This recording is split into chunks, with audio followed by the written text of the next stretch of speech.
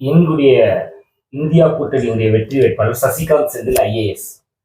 ஒரு திருவள்ளூர் மாவட்டத்துக்கு உட்பட்ட பெருமாள்பட்டு பகுதிகளில் பிறந்து அந்த பூர்வீகமாக கொண்டவர்.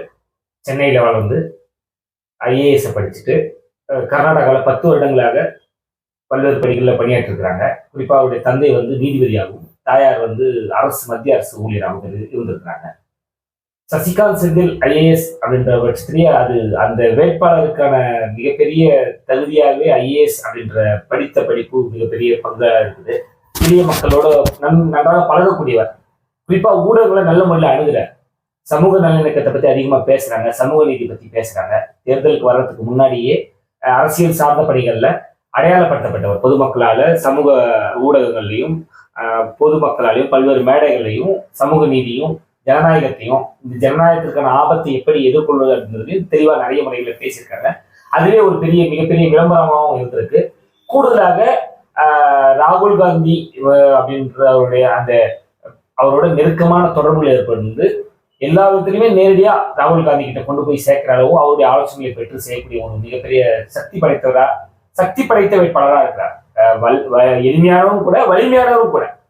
எளிமையான குடும்பங்கள் பிறந்து வந்தாலும் இன்னும் சொல்லப்போனா வலிமையா தன்னை வலிமைப்படுத்தி கொண்டு அதிகாரிகளோட நெருக்கமா இருந்து அதிகாரிகளுக்கு எப்படி வேலை வாங்கணும் அப்படின்றது. ஏன்னா 10 வருடங்கள்ல ஐஏஎஸ் மாவட்ட ஆட்சியர் பணிகள் இருக்கும்போது பல்வேறு அதிகாரிகள் அணுகியிருப்பாங்க, பொதுமக்கள் அணுகியிருப்பாங்க. இதெல்லாம் அவருக்கான மிகப்பெரிய பலமாகவும் பிளஸ்ஸாகவும் மாற்றப்பட்டிருக்கு. அது பொதுமக்கள் கிட்ட மிகப்பெரிய ஒரு தாக்கத்தை ஏற்படுத்தியிருக்கு. ஊடகங்களை அணுகிறதுலையும் சரி, மக்களோட எளிய மக்கள் அணுகிறதுலையும் சரி, எல்லா நேரங்களையும் அணுகக்கூடிய ஒரு நபராக இருக்கிறது மிகப்பெரிய பிளஸ்ஸா இருக்கு. அவருக்கு மிகப்பெரிய வாய்ப்பா இருக்குது. பொதுமக்கள் நிச்சயமா அவருக்கு வாக்களித்து வெற்றி பெற வைப்பாங்க நம்பிக்கை இருக்கு. இந்த பிரச்சாரம் நிச்சயம் எடுபடாது. ஏன் சொல்றேன்டான்னா, ஒரு ஐஏஎஸ் அதிகாரி அவர்களுடைய கல்வித்திறன் அடிப்படையில் ஒரு ஐஏஎஸ்ஆ தேர்வு பெற்று ஒரு மாவட்ட ஆட்சியரா அந்த மாவட்டத்தை ஆட்சி செய்யக்கூடிய பொறுப்பை அந்த ஐஏஎஸ் அதிகாரி கிட்ட ஒப்படைக்கிறாங்க.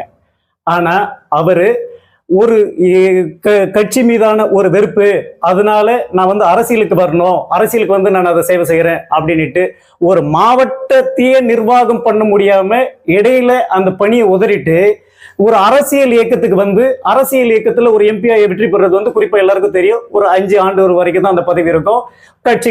பதவிகள் மாறி மாறி வரலாம். ஆனா ஒரு ஐஏஎஸ் பதவி, குறிப்பா ஒரு மாவட்ட ஆட்சியர் பதவின்றது அவருடைய ரிட்டையர்மெண்ட் வரைக்கும் அந்த மாவட்டத்தை அவருடைய அதிகாரத்துக்குட்பட்டு ஆட்சி செய்யக்கூடிய ஒரு பொறுப்பு.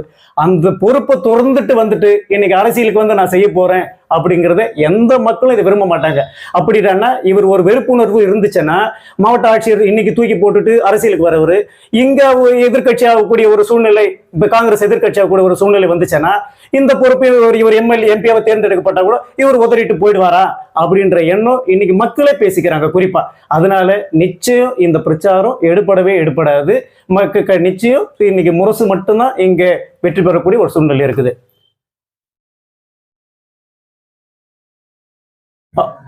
அவங்கள பத்தி ஒன்று சொல்லிக்கிறேன். அவங்க வேட்பாளர் பத்தி சொல்லிடணும் அப்படியே. ஆமா, அவங்க வேட்பாளர் பத்தி சொல்லிக்கணும் அப்படியே.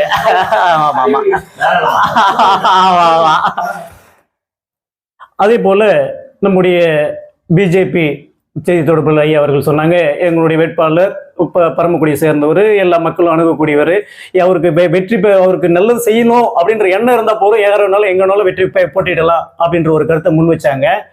இங்க திருவள்ளூர் மாவட்டத்துக்கு மட்டும் இல்லாம இங்க சென்னையில சுற்று வட்டாரத்துல எங்கேயுமே ஒரு வேட்பாளர் இல்லாம பரமக்குடியிலிருந்து கொண்டு ஒரு வேட்பாளர் நிக்க வைக்கிறதே இங்க இருக்கிற பாஜகவினரே அதே ஒரு அதிருப்தியா பார்க்கக்கூடிய சூழ்நிலையை நாங்க பிரச்சாரத்துக்கு போகும்போது பாக்குறோம். அது மட்டும் இல்லாம அந்த வேட்பாளர் மேல பல்வேறு விமர்சனங்கள் ஊடகங்கள் வாயிலாக வரதையும் நாங்க பாக்குறோம். இதையெல்லாம் மக்கள் உற்று பார்த்துட்டு தான் இருக்கிறாங்க. அதனால அந்த வேட்பாளரே அந்த வெற்றி வாய்ப்புக்கு ஒரு மைனஸா இருக்கலாம் அப்படின்றது கூட எங்களுடைய கருத்து. மாவட்ட கழகத்தில் இருக்க பெருமாள்பேட்டு தான் எனக்கு ஊரு. பக்கத்துல கோயில் குப்பம்னு ஒரு கிராமத்துல தான் நான் பிறந்தேன்.